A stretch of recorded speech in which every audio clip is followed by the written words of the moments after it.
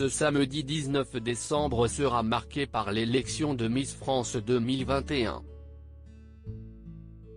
Le centenaire se tiendra au Puy du Fou en Vendée.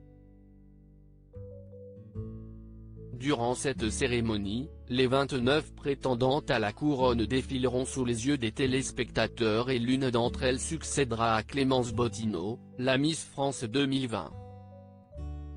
La grande gagnante recevra de nombreux cadeaux et touchera également un salaire dont le montant est élevé. Sylvie Tellier avait révélé dans une interview accordée à l'Express qu'une Miss gagne dans l'année l'équivalent d'un salaire de cadre supérieur, soit 50 000 € en un an. En effet, le montant du salaire peut varier entre 3 000 et 5 000 € net mensuels. Pour Delphine Wespizet, Miss France 2012, si est un boulot de dingue d'être Miss, avait-elle déclaré dans Touche pas à mon poste le 10 décembre dernier. La salaire n'est pas la seule chose que la nouvelle Miss France recevra. En effet, en plus de la couronne et du titre pendant un an, la chanceuse sera couverte de cadeaux pouvant atteindre la somme de 57 000 €.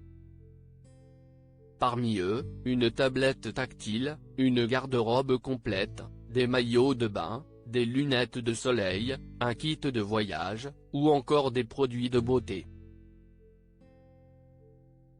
De plus, celle-ci habitera dans un luxueux appartement situé dans le centre de Paris, d'une voiture électrique, un ordinateur et même la mise à disposition d'un coiffeur à domicile. Delphine Wespizet avait également révélé dans Touche pas à mon poste que la gagnante remporte un voyage avec son accompagnant. Étant en pleine pandémie de coronavirus, la situation économique n'est pas au top et cette liste avait fait polémique auprès du public. On a tout changé mais on s'adapte, crise sanitaire oblige, l'élection Miss France 2021 doit se passer sous certaines conditions.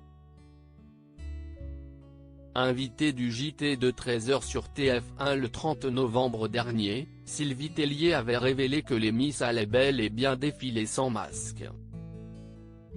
Le 19, elles seront démasquées, en direct, puisque si est un concours de beauté, avait-elle expliqué avant de préciser que tout avait été testé et font partie d'une bulle Covid.